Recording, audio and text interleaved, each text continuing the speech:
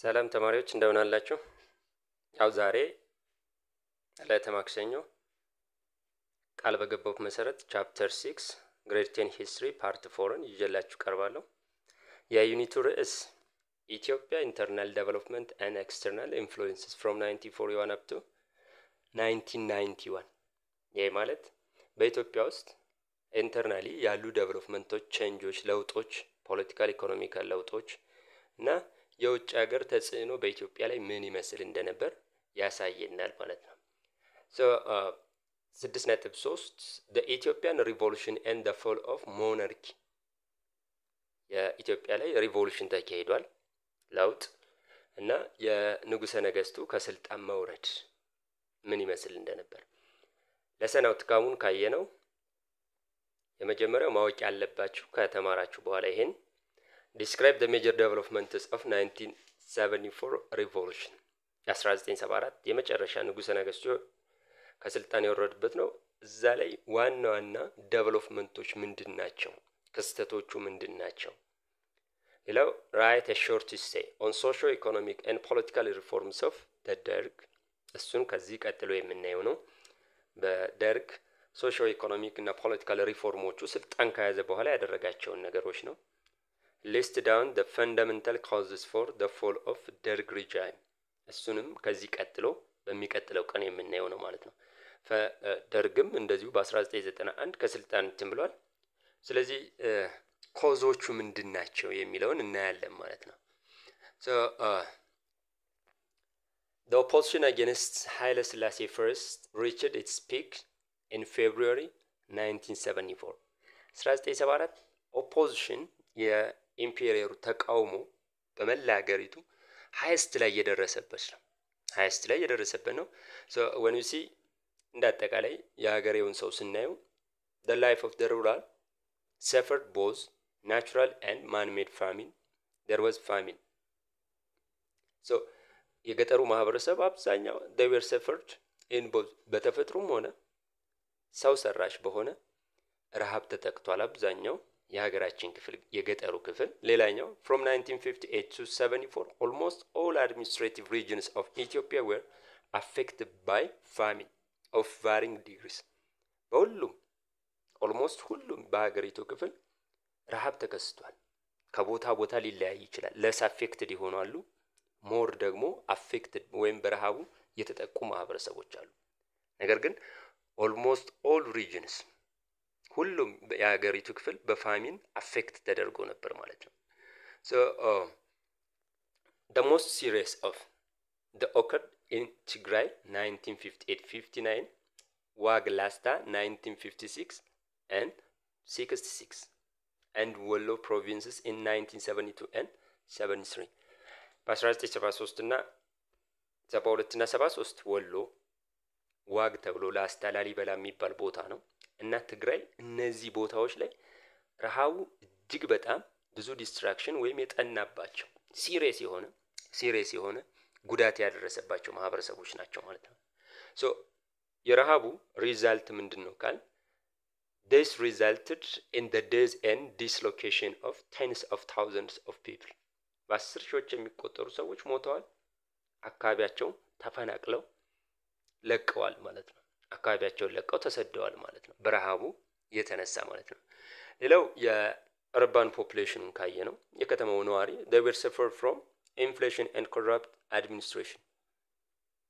ኢንፍሌሽን የገንዘብ የመግዛት አቅም ቀንሷል ወይም የኑሮ ውድነት ተከስቷል።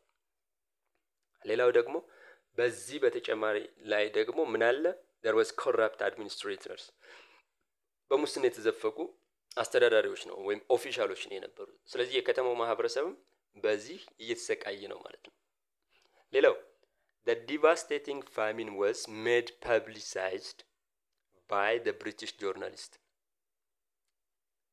named by Jonathan Dimbleby ለዓለም ያሰራጨው ጆናታን ዲምቤልቢ የተባለ የብሪቲሽ ጋዜጠኛ ነው። ኃይለ ሥላሴ ለመደበቅ ሞክረው ነበር፣ ምክንያቱም የንግስናቸው በዓል ዝግጅት ስለነበር ይሄንን ረሃብ የዓለም ህዝብ እንዳያቀው ሃይድ አድርገው ነበር። ነገር ግን የጆናታን ዲምቤልብ በተባለ ጋዜጠኛ ለዓለም ተዋውቋል ማለት ነው። ለዓለም ተዋውቋል ወይም የዓለም ህዝብ እንዲያውቀው ተደርጓል። So at the beginning of 1974 the situation in Ethiopia was ripe for revolution. በቃ ለአመፅ ለለውጥ ለቼንጅ ዝግጁ የነበረ ነው በብዙ ምክንያቶች ምክንያቱም አብዛኛው ማህበረሰብ they were suffer in maladministration and economic devastation. So ካየነው 1974 the students they raised against the governments of Haile Selassie, teachers, unemployed youth, the civil servants, taxi drivers and soldiers had their active role. እነዚህ ሁሉ ማህበረሰብ በኃይለ ሥላሴ መንግስት ላይ አምፀዋል ወይም ለ1974 አክቲቭሊ ለኃይለ ሥላሴ መውደቅ ትልቅ አስተዋጽኦ አድርገዋል ማለት ነው። So nevertheless the first race act along the road to revolution came from the army when the Negele army mutinied in protest in January 1974. First serious የሆነ በዚህ በ1970 ሁሉም ኮንቴስትድ የሆነ ማህበረሰብ አለ የተቆጣ ማህበረሰብ አለ። ነገር ግን የመጀመሪያው በ1974 ሲሪየስ ኦፖዚሽን የመጣው ከየት ነው? ነገሌ ቦረና ላይ የሚገኘው የመከላከያ ሰራዊት ሪቮልቱን እንትን ያለው በተለያዩ ምክንያቶች ደሞዛቸው አነስተኛ ነው ኑሯቸው ፖር የሆነ ላይፍ ኮንዲሽን ወይም ስታንዳርድ ነው የሚመሩ በእነዚህ ምክንያቶች በመንግስት ላይ ማመጽ ጀምረዋል ማለት ነው። So in February 1974 the Ethiopian Teachers Association opposed the new educational reforms program known as the sector review. የኢትዮጵያን ቲቸርስ ወይም የኢትዮጵያ መምህራን ማህበር በ1974 ሁሉም አምፀዋል። ከነዚህ መካከል የመምህራን ማህበር ነው። they opposed new educational reform አዲስ የኤጁኬሽናል ሪፎርም ኢንትሮዲዩስ ሆኗል። ምን ተብሎ ነው የሚጠራ? the sector review ተብሎ የሚጠራ ሴክተር ይሄን የኢትዮጵያ ቲቸርስ አሶሲዬሽን አልተቀበለው ኦፖዝ አድርጎታል። the teachers they were accompanied by students and some parents. They were supported, they were encouraged by some students and parents. የተማሪዎች ቤተሰብም ተማሪዎችም የቲቸርስ አሶሲዬሽን ወይም መምህራኖችን ምን ያደርጉ ተከትለዋቸው ነበር አመጹን ተቀላቅለው ነበር። in the same day or in the same year taxi drivers went on strike in protest against the 15% rise in petrol price. 50% የሚሆን በሊትር ጭማሪ ተደርጓል። ይሄን በመቃወም ፕሮቴስት ወይም አመጽ ወጥተዋል ስትራይክ ወጥተዋል። ስትራይክ የታክሲ ሌላው the Confederation of Ethiopia Labor Union ወይም የኢትዮጵያ ሰራተኞች ማህበር አሶሲዬሽን እሱም እንደዚሁ ማመጽ ጀምሯል ማለት ነው። ሰራተኞችን ምንድነው the workers they demanded includes ወይም የሰራተኞች ማህበር ሰራተኞች የሚፈልጉትን ሲያቀርብ በእነዚህ አይነት መልኩ ነው። ከሚፈልጓቸው ነገሮች ዋናዎቹ እነዚህ ናቸው። ከኃይለ ሥላሴ መንግስት አንደኛው the passing of new labor legislation አዲስ የሰራተኛና ያሰሪ ህግ እንዲወጣ ይፈልጋሉ። ሌላው freedom of organization በነጻነት የመደራጀት መብት የራሳቸውን አሶሲዬሽን ኢስታብሊሽ እንዲያደርጉ ጥያቄ ያቀርበዋል ለመንግስት ማለት ነው። ሌላ pension and wage increase ደሞዝም እንዲጨምርላቸው ፔንሽንም ጡረታ እንዲጨምርላቸው ጥያቄ ያቀርበዋል ማለት ነው። ሌላው the job security መንግስት በፈለገው ጊዜ አሰሪው በፈለገው ጊዜ ያስወጣቸዋል በፈለገው ጊዜ ያስገባቸዋል ያለምንም ካሳ ያለምንም ቅድመ ሁኔታ ማለት ነው። ይሄን ይቃወማል። የስራ ደህንነት እንዲሰማቸው ይፈልጋሉ ማለት ነው። free education for all ነፃ ትምህርት ሁሉም እንዲያገኝ ጥያቄ ያቀርበዋል ማለት ነው። ይሄ የሰራተኞች ዲማንድ ወይም ፍላጎት ነው ለኃይለ ሥላሴ መንግስት ያቀረቡት ማለት ነው። ሌላው the Muslim communities they demonstrated against the age old discrimination they suffer. በዲስክሪሚኔሽን አለ ወይ መድሎ አለ በሃይማኖት ተብሎ ነው የሚጠራው። ስለዚህ ይሄንን በመቃወም የሙስሊም አዲስ አበባ ላይ የሚኖሩ ሙስሊሞች በኃይለ ሥላሴ አመጽ ቀስቅሰዋል ማለት ነው። So the coordinating committee of the armed forces commonly DERG was established. በመጀመሪያ ነገሌ ቦረና ላይ ያለው አርምድ ፎርስ መከላከያውን ያመፀ ከዛ በኋላ ግን በተለያዩ ያሉ የመከላከያ አባላት ይሄን አመጽ መቀላቀል ጀምረዋል። ምን አቋቋሙ? ከዛ በኋላ the coordinating committee of the armed force እነዚህን ኮኦርዲኔት የሚያደራጅ ኮሚቴ አቋቁመዋል። የኮሚቴው ስም ምንድነው? ደርግ ማለት ኮሚቴ ማለት ነው። የግዕዝ ቃል ነው። ኮሚቴ ማለት ነው። ከየት የተውጣጡ ናቸው ካል they were composed of armed forces, police and the territorial army below the rank of major general ከነዚህ ከፖሊስ ፎርስ ከአርምድ ከመከላከያ ሰራዊቱ እና ከድንበር ጠባቂው የሀገሪቱ ጦር የተውጣጡ ናቸው። ነገር ግን ራንካቸው ከምን በታች አለ? ከሜጀር ጄኔራል በታች። ወደ ላይ ያሉትን ያላወጡበት ወይም ያላሳተፉበት ምክንያት አለ። ወደ ላይ ያሉ ስልጣናቸው ትልቅ ስለሆነ ከኃይለ ሥላሴ ጋር ግንኙነት አላቸው ተብሎ ስለሚታሰብ ያ ሚስጥር ያወጣሉ በሚል እነዚህ ሃየር ራንክስ ወይም ትልልቅ የወታደር ባለስልጣኖችን እንትናላላችሁ።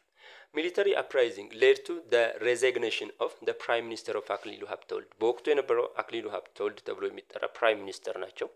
እሳቸው የወታደሩ አመጽ እየተከታተለ ሲሄድ በፈቃዳቸው ስልጣናቸውን ለቀዋል። እሳቸውን ተክቶ የመጣው እንዳልካቸው መኮንን ይባላል። he was replaced by እንዳልካቸው መኮንን 1974 ፌብሩዋሪ 28 ማለት ነው። አክሊሉ ሀብተወልድ he was replaced by እንዳልካቸው መኮንን። ከዛ በኋላ የመጣው ምንድነው የሚለውን እናያለን ማለት ነው።